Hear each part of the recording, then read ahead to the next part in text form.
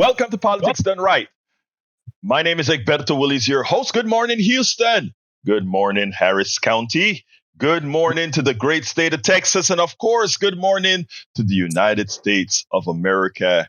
It's the day after SOTU. It's the day after SOTU, the State of the Union address. I tell you, it was great. But before we get there, want to welcome everybody that sees every corner, where we access every corner of this country, every corner of the world, either via our 100,000 watt transmitter that goes into the nooks and crannies everywhere in northwest, or rather northeast, southeast Texas, and northwest and southwest Louisiana. We are going to have a great show for you today. But before we get started, let's visit with our geniuses in the studio, who I understand had a lot of machinations and rejigging out there in Control Central. Good morning, studio. How is it this morning?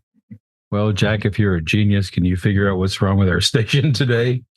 It no worky too good. No kidding.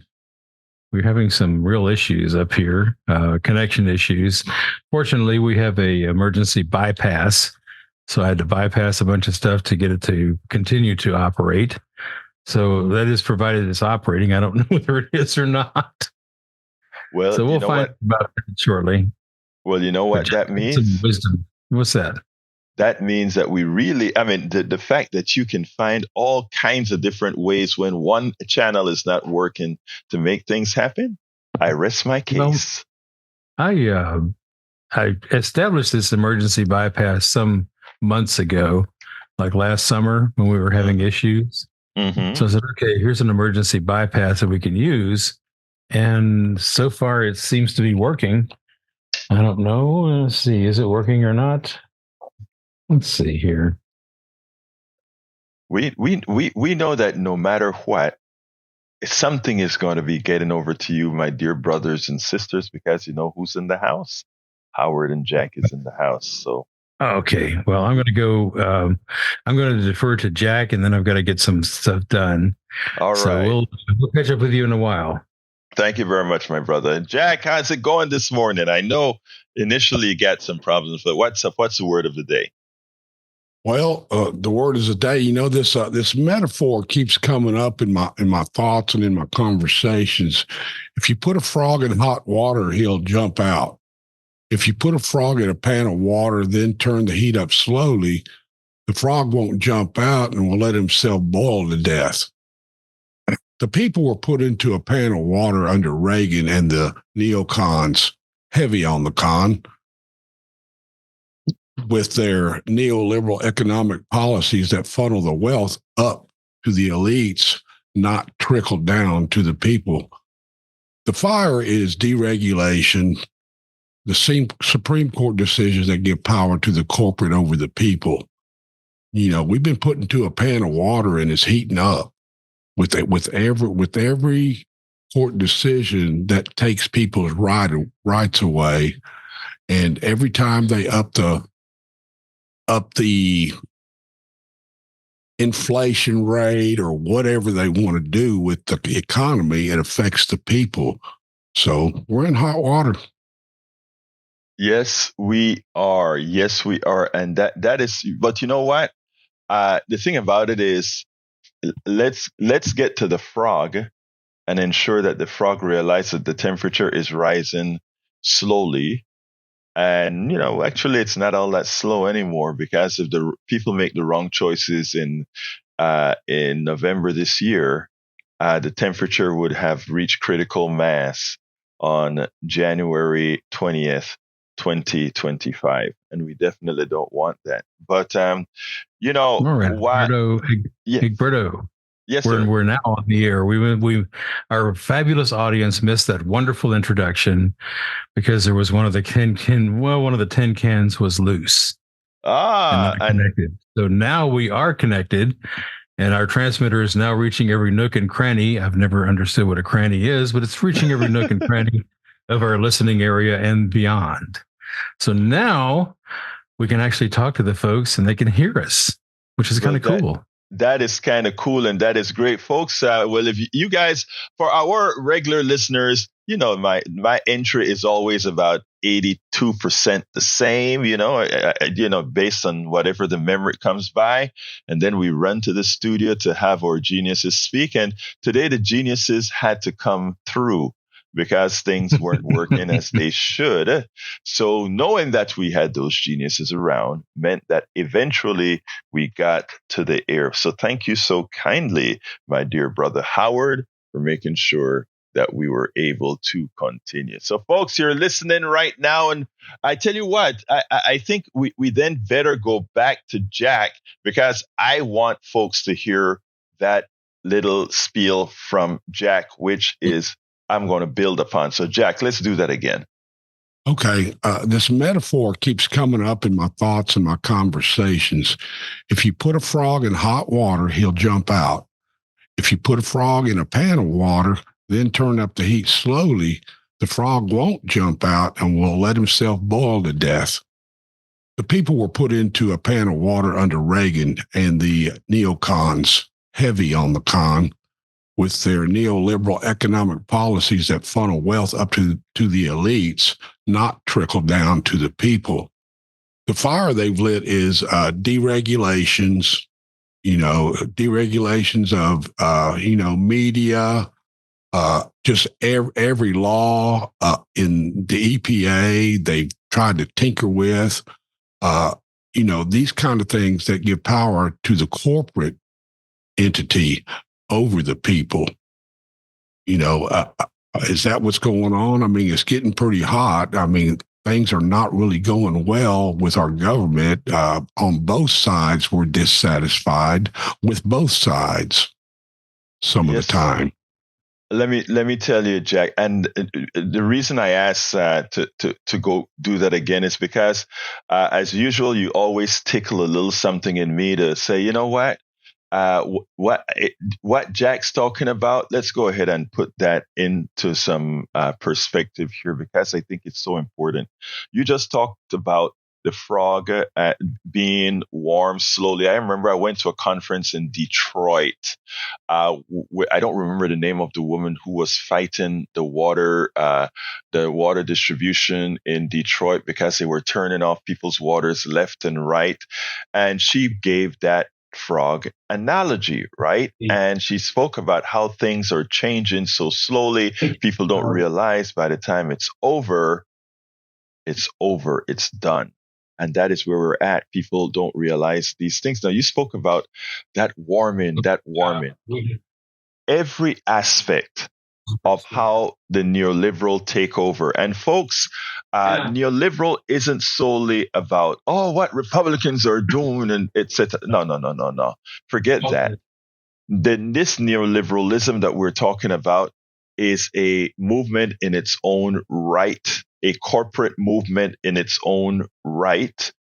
And it's actually ran by both Democrats and Republicans. When people talk about the establishment, that's what they're talking about. But they don't quite realize, they think there's a Democratic establishment and they think there's a Republican establishment. The truth of the matter is there is an establishment. There's a left rail and a right rail. The Democratic establishment that we always think about are the ones that guard the left side of that rail. The Republican establishment is the one that guides the right side of the rail. But something started to happen because things were warming up slowly because the establishment taken control. I want you to think about something. If you have two rails, a left rail and a right rail, there's something magical.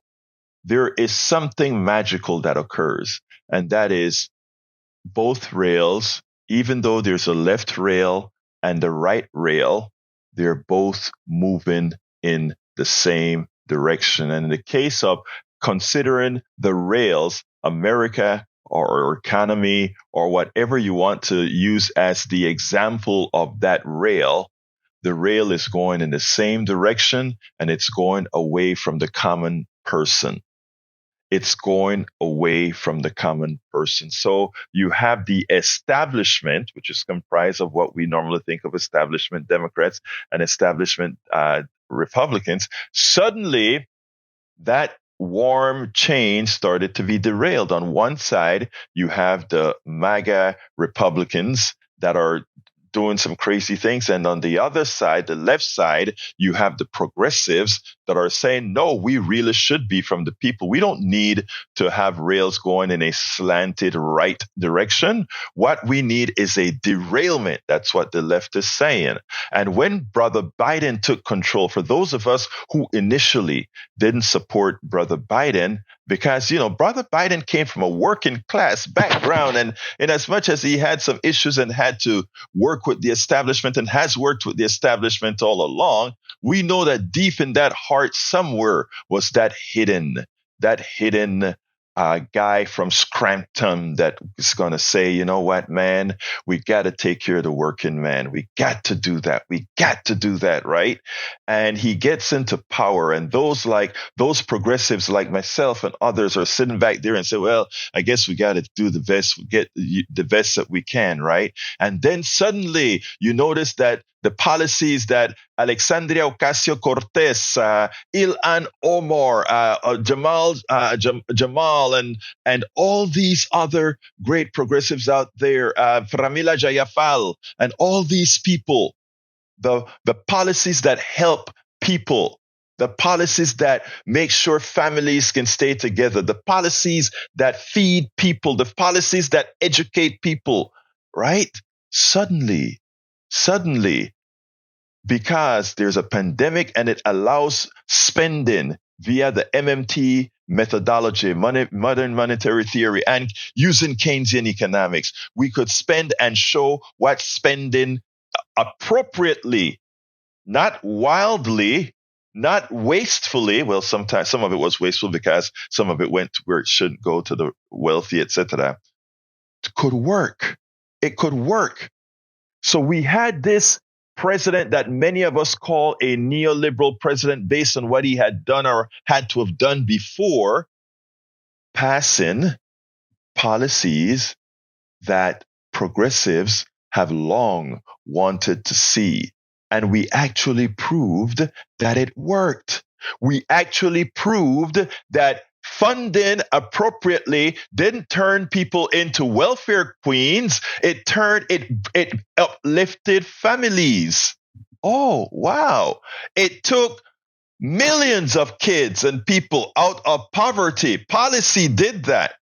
Millions of people out of poverty. But the payback was coming, baby. The payback was coming. The corporation said, oh my God, they have money in their pockets. We can't let them use all that money to empower themselves to go ahead and grow. We are going to use that power to take their monies away. And then we created this thing called inflation. Even though our prices on the raw side didn't go up, we're going to sucker it into, those damn progressives gave them money. We're going to take it through increased gas prices. Even though there's a glut of oil, we're going to take their money. Even though egg prices shouldn't have gone up, we're going to take their money. And the inflation that you see has nothing to do with public policy. It has everything to do with corporate greed. You want to be mad at somebody? Turn around and go to Exxon, turn around and go to ADM, turn around and go to all the masters that are making sure those prices go up for no reason. And if you think we're lying to you, go to the stock market and see what inflation does to the bottom line of corporations. Remember what Jack said? We warm it up slowly that you don't realize what's happening. But politics done right is here to tell the truth, to lay the blame where it belongs. So Brother Biden, who we thought was a neoliberal, turns out he just needed that push from some progressives to bring out his progressive soul. And when his progressive soul was unleashed, people, Republicans, Democrats, Independents, and everybody started to do better and better and better. And the crash that was supposed to come if you did the progressive policies the thing that they said would crash economies and create unwielding inflation and all these things, these negative things that were supposed to occur when progressive policies are implemented, was proven to be lies. How do we know that? Remember, all these neoliberal economists that got their degrees from the Chicago boys in the University of Chicago, from Harvard, from Princeton, all of them that told you that we were going to be going into a recession, that we're going to crash. Suddenly, the soft landing that everybody was looking for, it didn't even have to be a soft landing, because a soft landing didn't occur. We never landed. We stayed airborne. Look at the charts. Look at the numbers. Now they're trying to crash it, because, my God, if it turns out that progressive policies are the things that actually inflate an economy, that actually take people out of poverty, that actually keeps employment low, what happens if we continue on this path? Oh, my God, we may go ahead and get good health care. Oh, my God, we may go ahead and get good parental care. Oh, my God, all these good things would start to happen. And what then happens to this state that we believe needs to be controlled by the few? People understand what's going on. Let's get back to Jack, that warming of the frog, the water slowly warming. And what's happening, folks, is the panic is setting in. The era of the billionaires. Oh, okay. Yeah. The era of the billionaires is now in doubt. The era of the parasites, the billionaires, are now in doubt. We'll talk about that a little later, because I got some calls coming in, but I needed to expand on the great initiative by Brother Jack. Tag, come on in, my brother. How are you doing this morning? Good morning, Egberto. I'm good. How about you? I am doing great, sir. I like the idea of the frog in the hot water. Yes. And hopefully this time the American public jumps out of that hot water. Yes. I think we saw the same scenario when Carter was president. And the power brokers did the same thing. They just jacked the prices way up there, and they got Carter right out of office. And I'm afraid they're going to try the same thing with Biden this time around. Well, you know what is interesting, though? They are raking. The funny thing about it is this, Tag. If the lower people in the economic scale that do well, the people up top that are still controlling the strings do well as well, right? And the thing about a lot of these billionaires is they, in the past, they were willing to take short-term pain for their ideology of mastering everybody else. Okay, in other words, a lot of times in the past, these old robber barons, they didn't mind paying the price to do exactly what you said with Carter. Get Carter out by destroying the economy, and as soon as the other person comes in, you have to recover. But I don't know if you remember the Reagan days after they blew it for Carter. Remember, even Reagan had a hard time reinflating the economy, and luckily it started to occur way on. We went ahead and I wrote a book called As I See It, Class Warfare, the Only Resort to Right-Wing Doom. If you take a look at what happened after Carter and what Reagan had to do, right? Reagan had to do something like what Biden is doing right now, just not to the extent or level that Biden did. Remember the dire straits that the economy was in 1980 because the corporate structure destroyed the economy to rid themselves of the only president in our near term that hadn't created a war and funded the defense industrial complex. They got rid of him.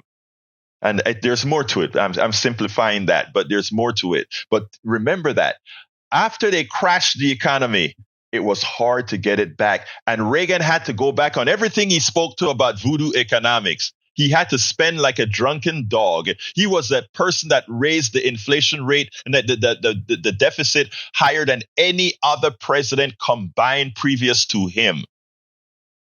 Okay, and a lot of people don't know that. They don't talk about that. They talk about when things started to get rosy when Reagan became a Keynesian on steroids. In other words, he gave big tax break and he spent like a drunken sailor on the defense industrial complex and a lot more. People don't know that. We can't ask a 30-something-year-old to know that. We can't ask a 20-something-year-old to know that. But that's what happened. Anyway, continue, Brother Tag. Well, and I think we've got to be ready to see this happen to Biden, where they try to crash the economy again. And are people going to buy into that? Oh, it's Biden's fault?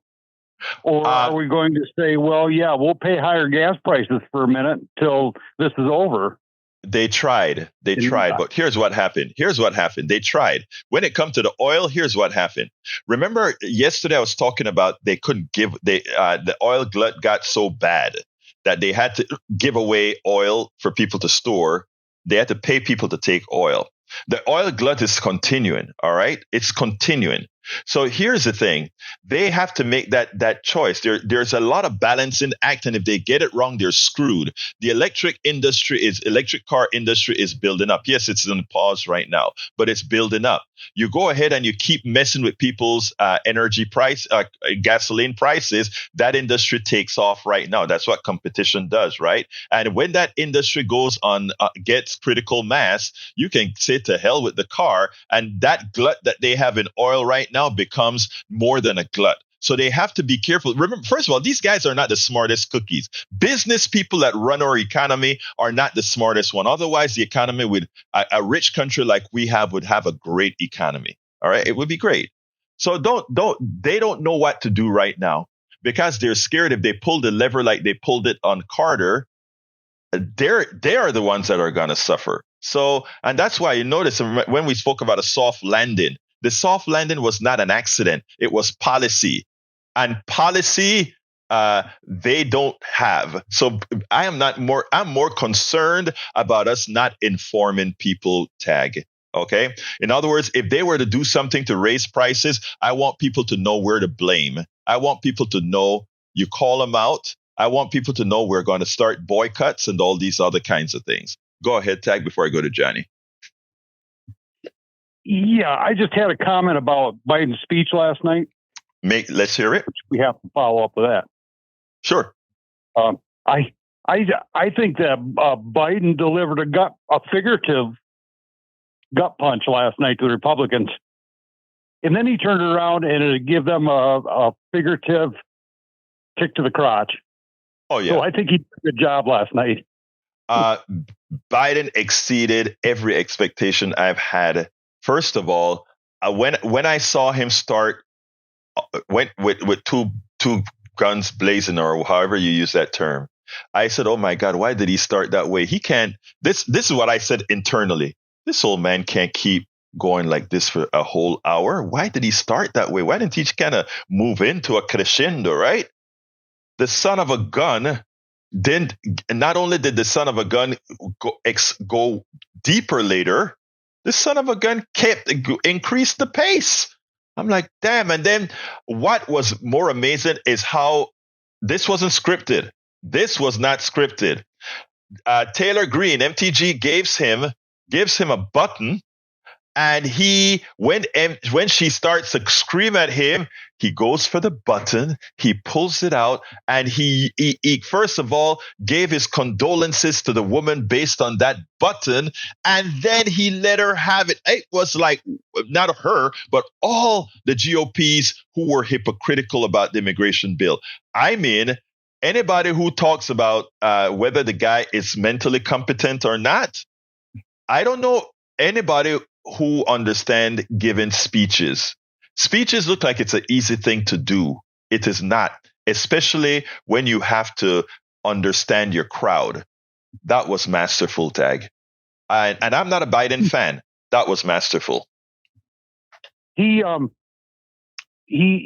proved one thing to me anyway. Yes. Is that there are some people that are 50 years old I wouldn't want for president. Right. But age is subjective. Right. And I think that Biden's pretty sharp yet compared to some other people. Yes. So I'm going to go.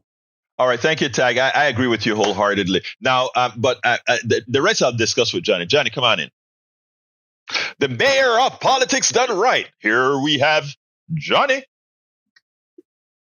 Okay, Mayor McCheese with just the bun and the meat. I'm minimalist from now on. Talk to me, bro. So, before I give you my reason as to why I think I'm hearing my voice come back. Maybe okay? Yes, I can hear you clear without a comeback. Okay, I'll try to ignore it.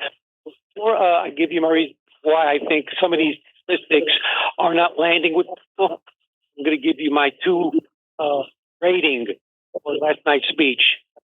Point rating 0 to 10 scale, 10 being 100.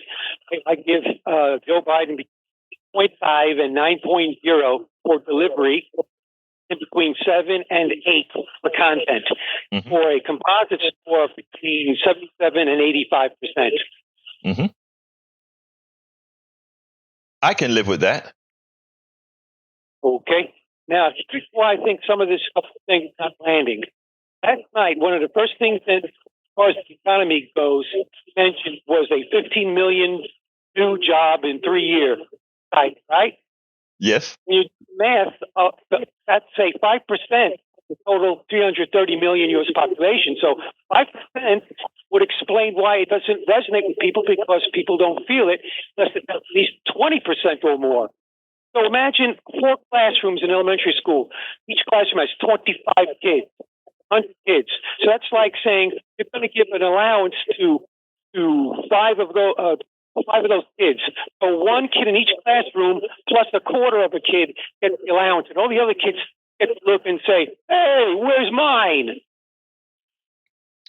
Johnny, can I interrupt you there? Can I interrupt you? I don't want to forget what I'm going to say. Johnny, let me interrupt you there, because I want to commend you on breaking that down, and let me tell you why. You know why we don't have universal health care? You know why we don't all accept health care as a right? I want to back off of exactly what you just said there, because at any given time, probably 95% of more Americans are healthy and not using the system and not going through the cancer that is our healthcare system. And that's the reason why they can demagogue it. You nailed it. So the thing that has to be done, and I'm going to come back to you in a minute, the thing that has to be done is somehow to make people empathetic to that which doesn't happen to them personally at that point in time. And that is what we have to learn to do. Continue, brother. Okay. So the reason why I use that analogy of the classroom, you mentioned classroom, 100 kids, because we're dealing with a significant percentage of our population who act like 4th graders, B- 4th grade students. Look at the way Donald Trump talks. And by the way, I'm seeing a lot of tadpoles with no legs. Well, and that is sad, right? Donald Trump speaks. I think I think you are being overly kind for saying Donald Trump talks like a 4th grader.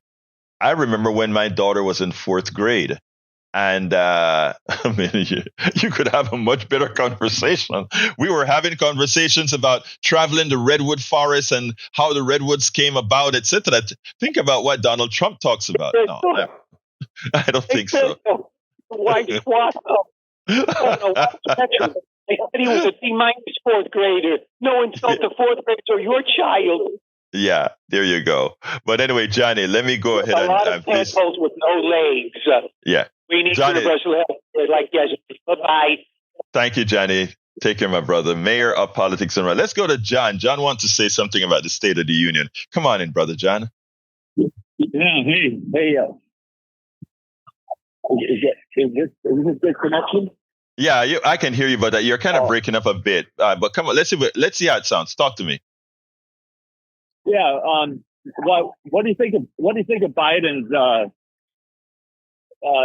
suggesting to put a base in Hamas for humanitarian use? There's no base going to have. Let me tell you what's happening, okay? And I think this is an affront to Israel, and I think that is why Jamal Bowman in as much as we wanted to hear a lot more from Biden on now castigating Israel for their genocide, I think what he did is what he always tries to do, and that is take command in a certain way. To stick it to the guy. Let me tell you what they're doing in Israel, and this is something I said should have been done a long time ago. America is going to go ahead and build a floating base where ships can come in, UN ships, every ship that can really bring products to Gaza. That doesn't mean having American troops on the ground or fighting on the ground. What it does mean is that the great engineering skills of our army is going to go out there, and then probably in the extent of less than a week or so. I mean, it's going to take more time, but they are going to build a base they are going to build a landing port where ships can come in and bring hundreds of thousands of tons of supplies to Gaza. Now, a lot of folks are going to try to spin it as we are going to put boots on the ground in Gaza. No, that's not going to happen. And if that starts to bleed into happening, you will be hearing from us on that. But no, that's not going to happen, John. Okay, well, that's all I had to say. Okay, great. Thank you for calling in, my brother. Yes, sir. All right, let's go to Bart. Come on in, Bart. Yes, sir. Good morning. Good morning, sir. How are you doing this morning?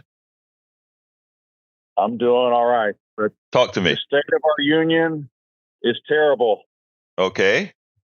The Biden administration has admitted this week that they are now flying illegal aliens straight from Panama into the country. Wow. They're shutting down hotels and turning them into migrant shelters. Wow. On our tax dollars. Wow. They're printing $1 trillion every 100 days. Wow. These people cannot read or write in their own language. I work with them. Okay. This is the biggest issue we have. Okay. None of that other stuff matters. With Israel, abortion, it's all distraction. Uh-huh. Okay, where did you get that from? I'm just wondering, where that information came from, that we're flying. I know that's circulating in the right-wing media right now. About 400,000 migrants are being flown from Central America, South America to the United States. Somehow they're flown over here. Wow. Let me ask you something, Bart. I want to ask you something. How old are you, first of all, if you don't mind asking? I'm 54. You're 54. What's your level of education? College degree. What kind of degree? A Bachelor of Science.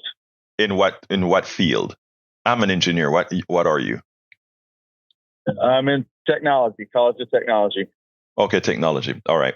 So I am going to tell you something. You are, I am pretty darn sure that you're a smart person. Okay. And I am sure that you're probably conservative as well. And that is fine. I have nothing against conservatives. There are some people who believe in small government. Well, let me finish. I made you finish. Please let me finish. Please. I'm pretty sure you may be a conservative. Or let me ask that. Are you a conservative? I have a confession to make. Go ahead. I'm a Christian nationalist. Okay, great. And that's fine. You're a Christian nationalist. And so I'm sitting here, I'm talking to a Christian nationalist. What does that mean to you? That means that America's first. Okay. And what does that mean? America's going down the tubes. Okay. And in what regards? When you say America first, I want our listeners to understand, in your opinion, what does a Christian nationalist mean to the whole America? As a Christian nationalist, what are your beliefs? Beliefs that we should be, or etc. Let's not talk immigration yet, or the immigrants coming over. What are your beliefs as a Christian nationalist?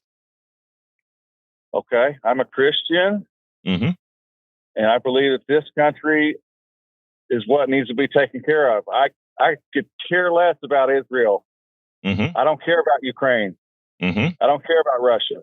Mm-hmm. And We're who not is the this? world. Okay, and who? When you say this country should be taken care of first, do you mean everybody in this country?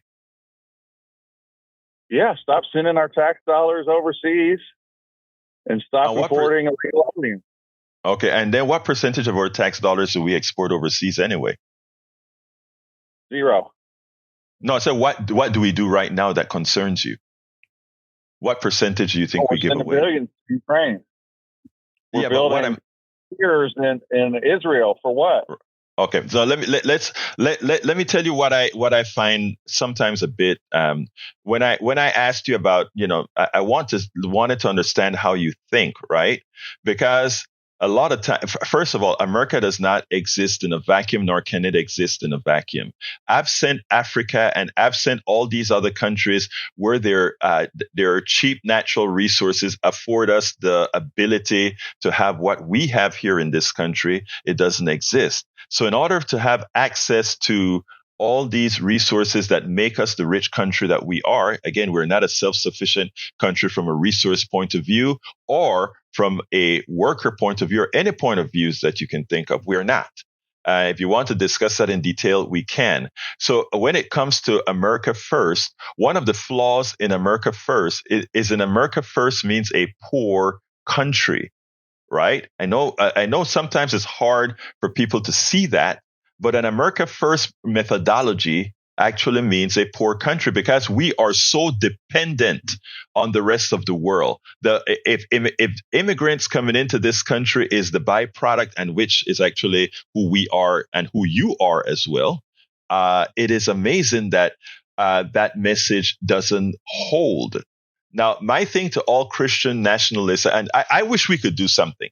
I wish we could say, okay, we will partition America into those who consider themselves Christian nationalists. I don't know why you put the word Christian before it. I think you should say nationalists, not Christian nationalists, because if you follow the word of Jesus Christ, and I'm a humanist, not a Christian, but I formerly was a Christian. If you follow the words of Jesus Christ, everything that Christian nationalists of today believe in is anathema to everything Jesus Christ was all about. So, I don't know, for people who are proud to say Christian nationalists under the current methodology, why don't you just call yourself a nationalist? Because I'm a Christian first.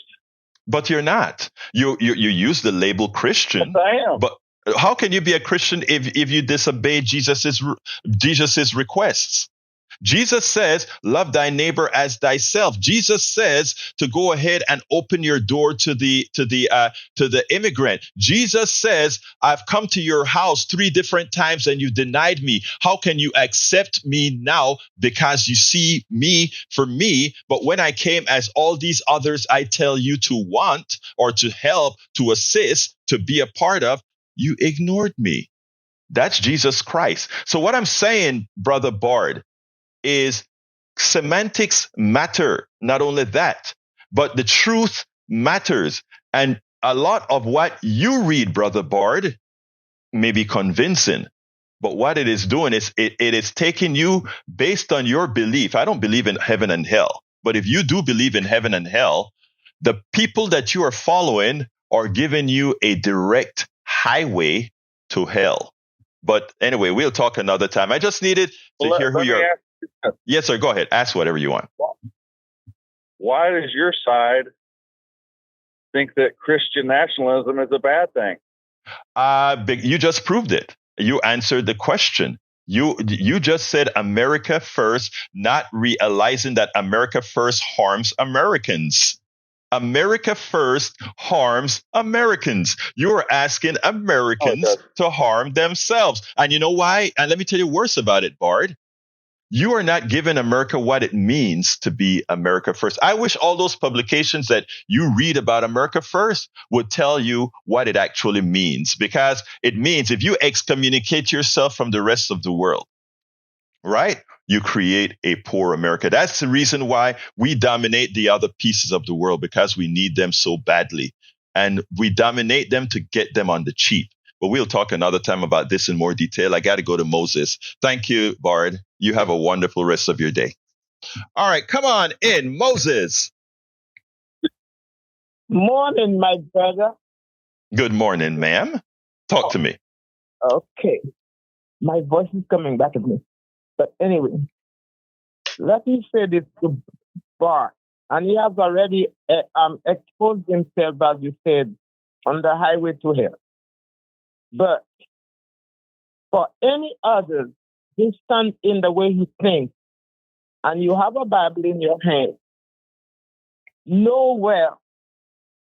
One of the first commandments concerning strangers is, you shall not oppress a stranger, nor vex him, for you were strangers in Egypt. And the other one is, you should not have stood in the crossway to cut off those of his that did escape.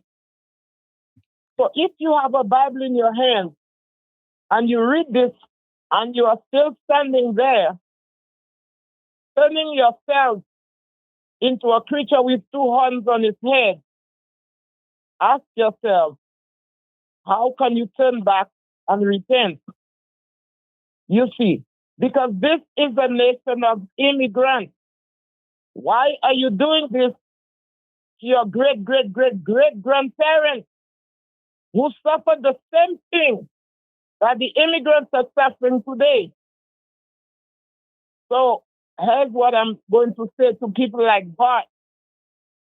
The leaders of the people cause them to err, and those that are led of them are destroyed. Just pray hard that we don't have a big tsunami or a big hurricane or some earthquake that forces us to the border to beg a Mexican to dig a hole in the wall to let us pass. Because as you have done, so shall it be done to you. And that's all I have to say.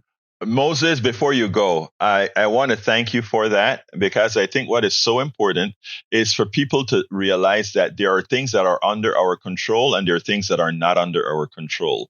I use an example like you just used about Yellowstone. Yellowstone is the biggest volcano in America right now, and it moves a few inches a year across America. But at some time, it could reach a crack that we don't know about and just blow the hell up. And the whole Midwest, Texas, all of that would be a goner. And you will start seeing exactly what you just said, a migration south for survival. People migrate to survive. And if Mexico were to take, well, look, Mexico is no saint in the immigration deal, okay? Mexico, we are more lenient than Mexico is with immigration. I just want to say that straight out. But I just imagine if other people take the stance we take in our time of dire straits. So thank you very much for pointing that out, Moses, and thank you for calling in, Isis. And one last thing. Let me say, look at the people of Ukraine, look at the people of Gaza, look at all of these other countries. They are our mirror. Thank you. Better, as you said, it may be our time tomorrow. There you go. So, thank you. Thank you very much, Moses. Okay, bye-bye. Let's go to Gonzalo. Buenos días, mi hermano cubano. ¿Cómo estás? Buenos días, Egberto. Yeah, I didn't hear the entire speech. I'm just getting some highlights from different sources. Mm-hmm. And of course, I heard your voice and people who have participated here today. And I have my own opinion. I think if I were a politician, and I would be in the midpoint to win the election, because we are so polarized. And you talked about Biden to bet for the extreme left. That's what he did, because probably in his position now, he's desperate, and since he's the only candidate that we could get, he's trying to do his best. And I don't know if he's faking to be smart or if he's still smart enough, but we have two candidates that are deplorable. We have a fourth grade president, former president. I mean, at speech level, as Johnny said, and we have Biden.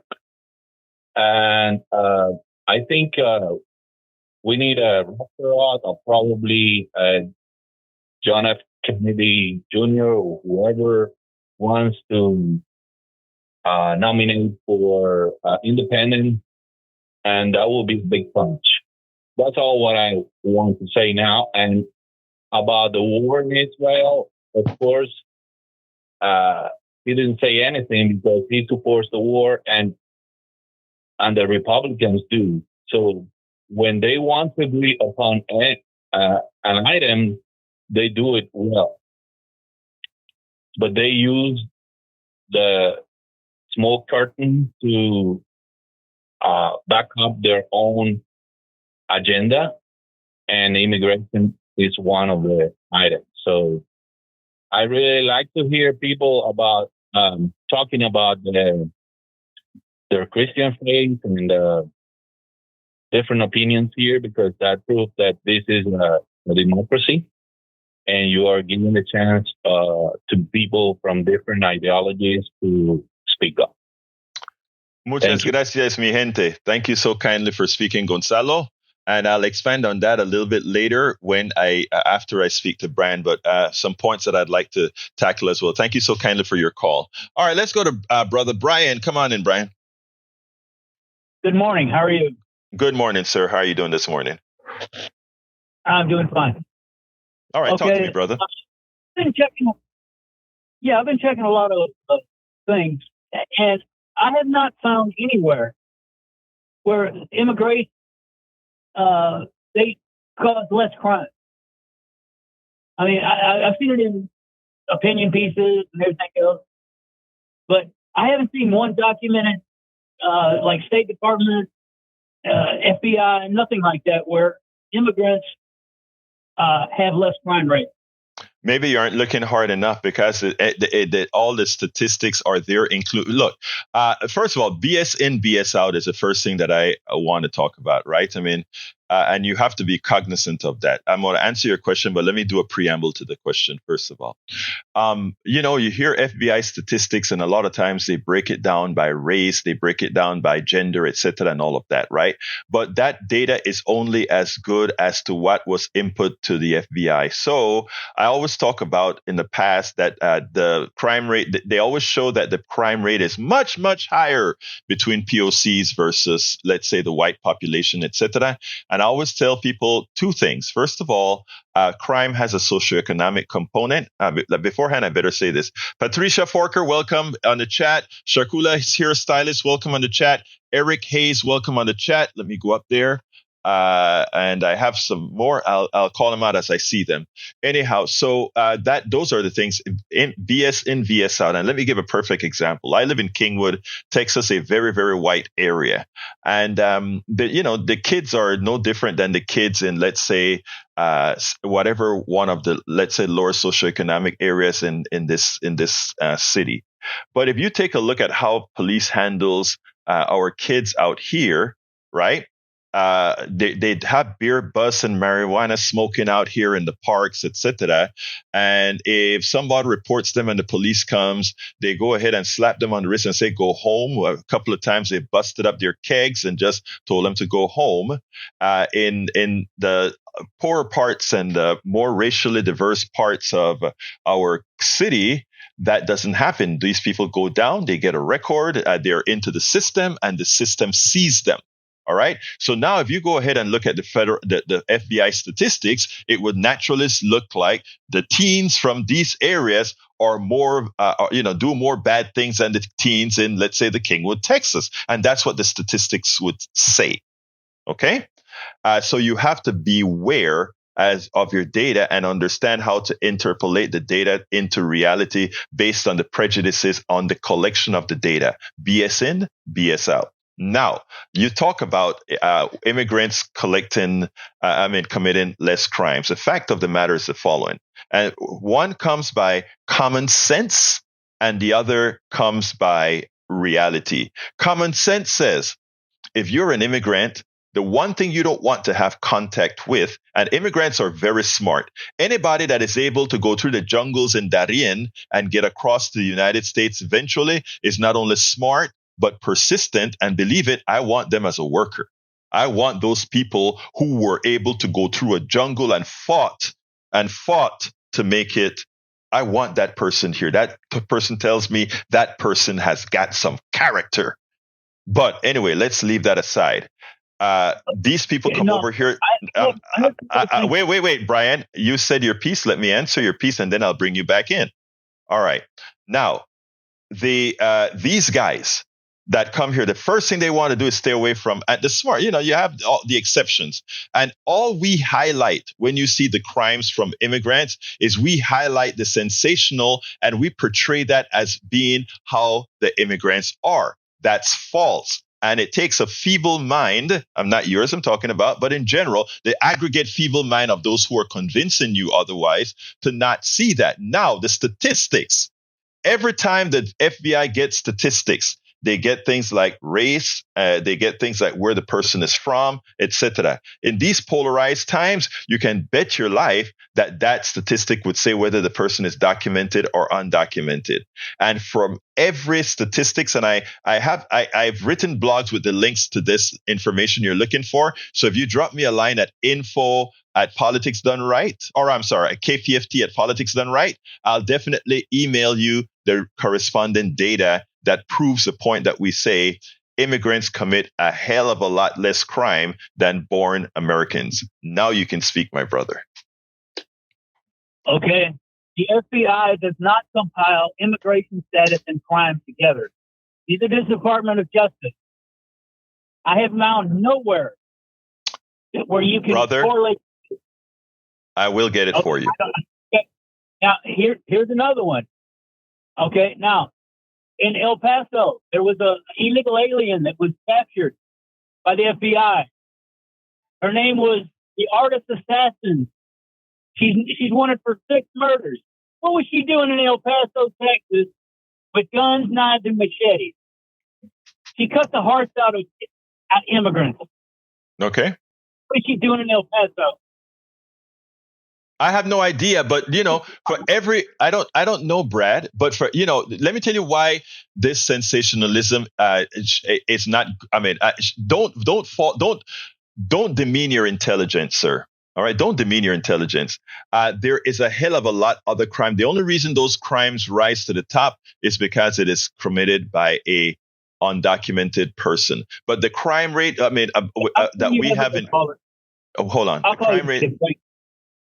I missed you. What you said? He said he would call you Monday and follow up. Okay, I guess he understands why. Let's go to Patrick. Hey, good morning. Good morning, Patrick. How are you doing this morning, sir? Doing fine. I thought that one of the fundamentals of statistics is that it's very difficult to prove an absence of something. Go ahead. That's what Brian is expecting. He's expecting it for somebody to prove an absence of something. It's his burden. I love. You know what? Why didn't I think about that, Patrick? Why? I mean, you just nailed it. Prove the absence of something. How do you do that? Thank you, Patrick. Continue, please. I wanted to say that your speech to Art was beautiful. And I'd also like to point out that people that do want a Christian nation are only about 20 to 25% of the population by belief. And then if you did have that amongst those 20%, they would not agree. It would make things worse. And so they would be excluding 80% of the population, and then they wouldn't agree with themselves. It is amazing because, I mean, if you are working from an irrational ideology, how can you expect rationality to emerge? It's that simple, right? And, that's what I tell people all of the time. What happens is this, Patrick. A lot of people go for the sensational, and when you ask them the questions independently now, okay, let's talk about how this is going to work. The reason Biden was successful in implementing progressive policies is that there was a if then this, if then, I write software. If then, you have a path that you're following, a logical path that gets you to some place. His logical path did something. It stopped poverty. It froze poverty, right? When you have conservatives shooting out ideas, they don't go the next level to say, okay, if I do this, what is the consequences of me doing this? And generally, the consequences aren't nice. Patrick, I'm out of time. Anything else you want to say real quickly? Yeah, I'd like to remind Brian that he had an opportunity to apologize for what he said about the Palestinian people, and he ignored it. That's inhumane.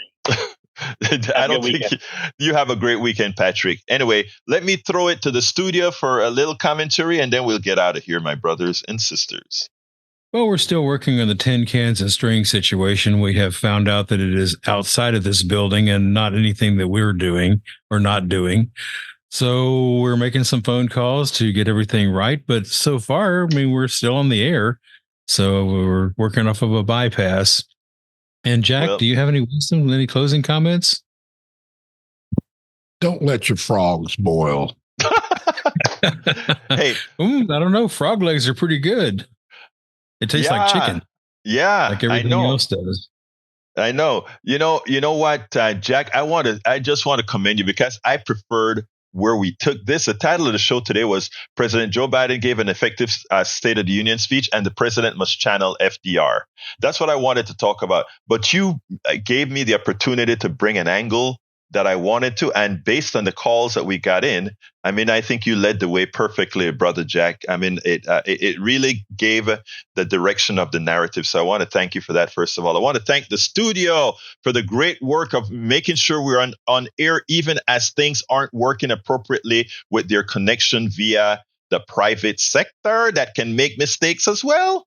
Thank you very much for your ingenuity, Brother Howard Reynolds. And for Jack implementing all this stuff. Callers, love you guys, all of you. You make the discussion worth having. And by us having this discussion here, other people listen to it and they themselves can come to pass with their own ideas and logical ideas. Anyway, thank you all. Love you all. My name is Egberto Willies. This is Politics Done Right. And you know how I end this, baby. I am what? Out. We spend a lot of time deconstructing the news, trying to parse it into a form that everybody can understand. We try to find those little nitpicks where it flies above the fray, etc. If you really like these videos that we do, I want to ask a big favor. Please go ahead. Number 1, subscribe to our channel. And number 2, please join if you can. Thank you so kindly for watching. Keep watching. Please remember to share. We must populate the entire internet with our progressive message, a message that we know is what most Americans say that they want. So help us, please join.